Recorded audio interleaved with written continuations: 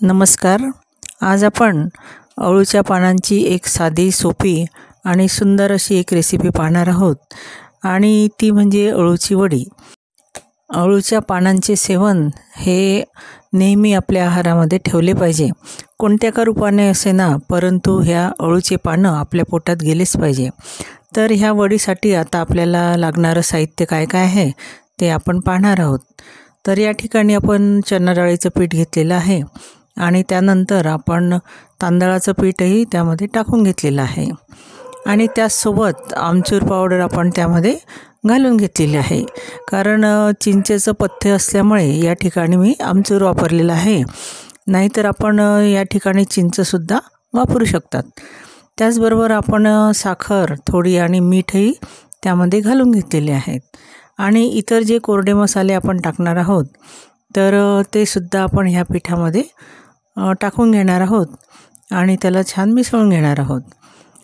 त्याचसोबत आपल्याला ह्या वडीमध्ये भरपूर अशी कोथिंबिरीचा वापरसुद्धा करायचा आहे. तर या ठिकाणी आपण बारीक कापून घेतलेली आहे कोथिंबीर, ती टाकलेली आहे आणि त्याचसोबत आपण 2 चमचे तेल यामध्ये घालून घेतलेले आहे. आंबट पदार्थ या वडीमध्ये घालणं आवश्यक आहे, नाहीतर अळू हे घसाला खाजवते, त्यामुळे आंबट पदार्थ नक्की टाका. आणि आता हे मिश्रण जे आहे तर हे पाण्याच्या साहाय्याने आपल्याला छान भिजवून घ्यायचं आहे आणि भज्यांच्या पिठाला लागते इतपत असं हे जे मिश्रण आहे तर हे आपल्याला सरसरीत असं थोडं भिजवून घ्यायचं आहे. आपण या ठिकाणी पाहू शकता. त्यानंतर आपण अळूची पानं स्वच्छ धुवून घेतलेली आहे आणि आता हे जे देठ आहे तर हा देठाचा भाग आपण काढून घेणार आहोत चाकूच्या साहाय्याने आणि ज्या शिरा असतात थोड्या जाडसर त्यासुद्धा यावेळेला आपण काढून घेत आहोत. आणि हे अळूचं पान जे आहे ते शिरांचा भाग वरच्या बाजूला करून, जसं आपण खाण्याचं जे पान असतं तर तेव्हा घेतो तेव्हा त्याची शिरांची बाजू जी असते त्याला आपण चुना कात वगैरे लावतो, त्याचप्रमाणे ह्या अळूच्या पानांचं सुद्धा करायचं आहे. आणि हे मिश्रण सगळीकडे सारख्या प्रमाणात आपल्याला लावून घ्यायचं आहे.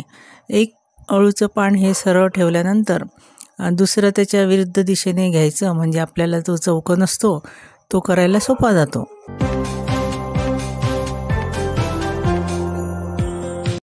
आणि असं आपल्याला पाहिजे त्या जाडीचे आपल्याकडे किती पानं आहेत, किती मोठा रोल आपल्याला करायचा आहे त्यानुसार 3, 4, 5 पानं आपण घेऊ शकतो.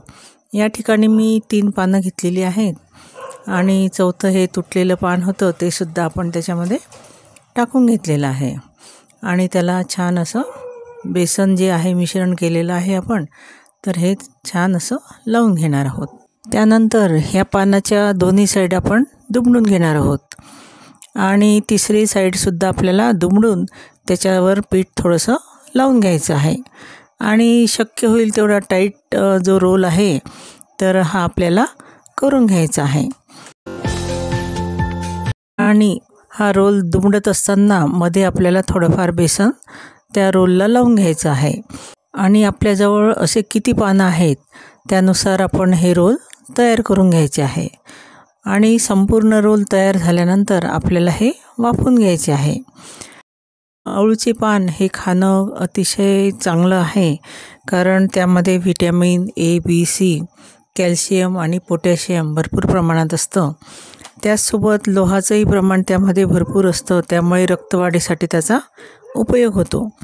तसंच हे जे पान आहे तर हे पित्त आणि कफनाशकसुद्धा आहे आणि त्यामुळे याचं सेवन आपण नक्की केलं पाहिजे.